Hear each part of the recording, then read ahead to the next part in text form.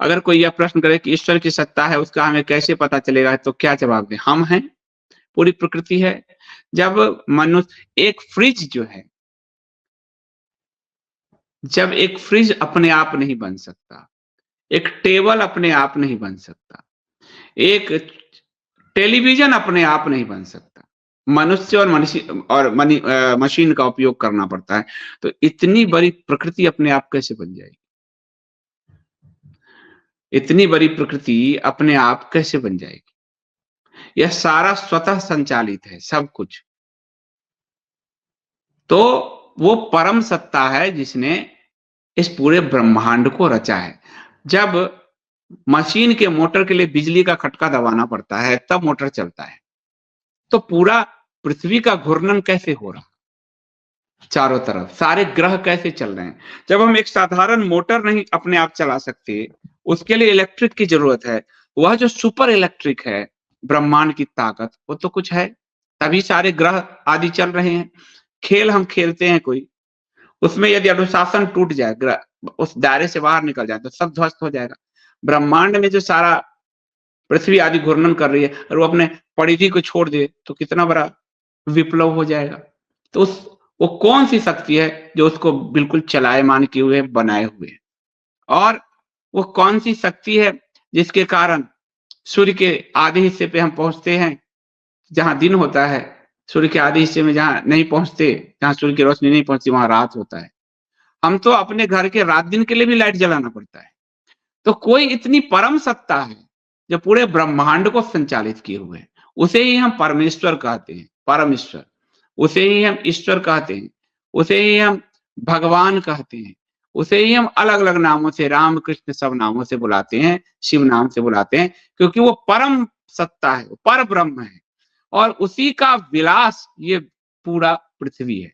वो आप जैसे हम नाटक करते हैं और सिनेमा करते हैं, तो नाटक सिनेमा में हम विलास करते हैं, अपनी-अपनी भूमिका को अदा करते हैं।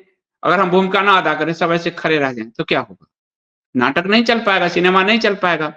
तो वह जो परम सत्ता है, वो जब सोया इसी तरह था, तो संसार नहीं चल रहा था प्रलय के बाद। फिर उस परम सत्ता ने संसार को चलायमान रखने के लिए अपने विस्तार किए, ब्रह्मा विष्णु महेश के रूप में विस्तार किए, उनको कार्य का डिवीजन किया उनके बीच में, और फिर वो पूरी सृष्टि को चलायमान किया, तो सृष्टि फिर चलने लगी। तो आज हम एक साधारण सा एक सुई भी बिना सहयोग से नहीं बना सकते, तो इतना बड़ा ब्रह्मांड कैसे बन गया? ये असली सवाल है। इतना बड़ा ब्रह्मांड कैसे बन गया? साइंस इतना ही ताकतवर है, वो आत्मा को क्यों नहीं पकड़ पाता? वो ब्लड जांच लेता है, हार्ट चीर लेता है, पिंडलिनियां गिन लेता है, सब कर लेता है, पर वो ये समझ नहीं पाता वो क्या है जिसके कारण शरीर चल रहा है। लेकिन वो क्या है जो निकल जाता है, तो यही शरीर शरीर बदबू करने लगता है। हम साधारण रूप से मरते हैं, चल रहा है, पर मरते ही वो ब्लड कहाँ चला जाता है? वो ब्लड कुछ घंटे बाद गायब हो जाता है, कहाँ चला जाता है? वो कुछ तो कोई ताकत है, कोई शक्ति है अंदर। वो ऊर्जा क्या है? ऊर्जा है, इसको तो साइंस नहीं पकड़ पाई है अभी तक, वो ऊर्जा को। तो वो एक ऊर्जा है जो ब्रह्मांड के सारी ऊर्जाओं के साथ जुड़ा हुआ है, और जब वो शरीर में है तो वो चलायमान है, जब वो शरीर छोड़ देता है तो वो सब बन जाता है और फिर वो बदबू करने लगता है। तो उस परम सत्ता की सबसे बड़ी उपस्थिति यही है कि वह हम और आप चल रहे हैं, हम और आप गति कर रहे हैं, और हम और आप जब वो परम ऊर्जा निकल जाती है तो सब बदबूदार सब बन जाते हैं।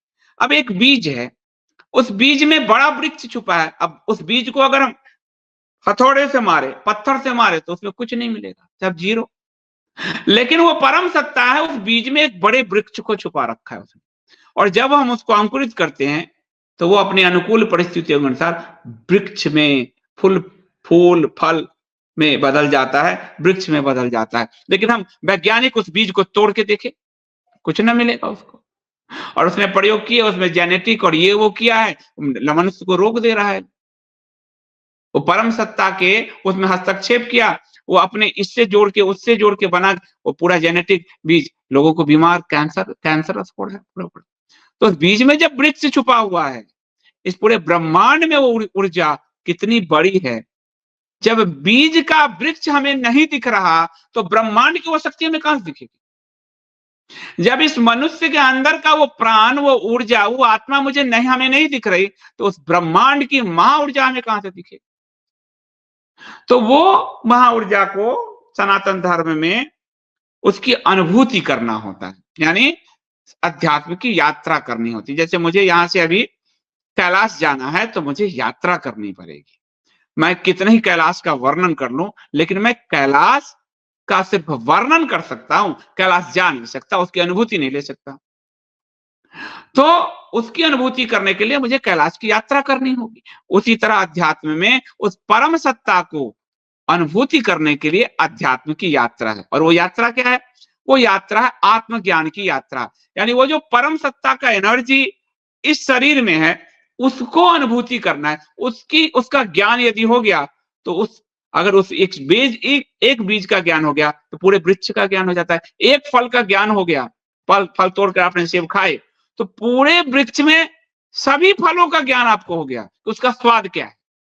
ये नहीं कि सारे सेब तोड़ तोड़ के खाने, खट्टा है मीठा है।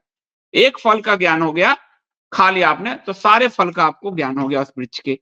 बोरे से भरे हुए गेहूं में सारे गेहूं आपको नहीं देखने पड़ते खरीदने के समय। एक मुट्ठी गेहूं लिया, उसको देखा, पता लगा कि दाना ठीक है। तो वो जो एक मुट्ठी है वो हमारे अंदर है, पिंड में ही ब्रह्मांड है।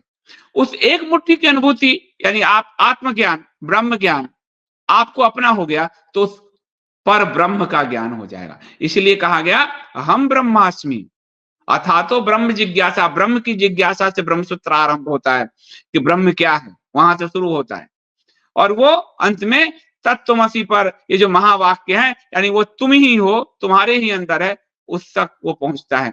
तो गंगोत्री से गंगा सागर तक की जो गंगा की यात्रा है, जिस तरह से यात्रा हो रही है, ये उसी तरह उस ब्रह्म से पूरे जीव जगत में यात्रा चल रही है। गंगोत्री से गंगा सागर की यात्रा तो दिख रही है, लेकिन वो यात्रा सूक्ष्म है, इसलिए वो नहीं दिख रही है। उस यात्रा के लिए हमको अनुभूति से गुजरना होगा। और किसी को गंगोत्री से गंगा सागर की यात्रा करनी है तो उसको तैरन कर अथवा स्टीमर से अथवा जहाज से उस पूरे पथ को जब तक नहीं देखेगा तो तब तक हम पढ़ ही रहे हैं कि गंगोत्री से गंगा सागर है, उसकी अनुभूति नहीं आ रही। तो अनुभूति के लिए यात्रा करना होता है। इसलिए उस पर ब्रह्म सत्ता को समझने के लिए, उसकी अनुभूति करने के लिए स्वयं के अंदर उस पर ब्रह्म को समझना होगा। इसलिए आदि शंकर ने अद्वैत कहा, इसको वेदांत कहा। यानी मैं और वो दो नहीं है, वो एक ही है, दो का कोई भाव नहीं है।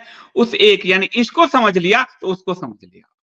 तो यहां से समझना जरूरी है कि मैं कौन हूं। यहीं से सारा जिज्ञासा उत्पन्न होती है कि मैं हूं कौन। तो जब मैं का बोध हो जाएगा कि मैं कौन हूं तो उस परम सत्ता का बोध भी हो ही जाएगा।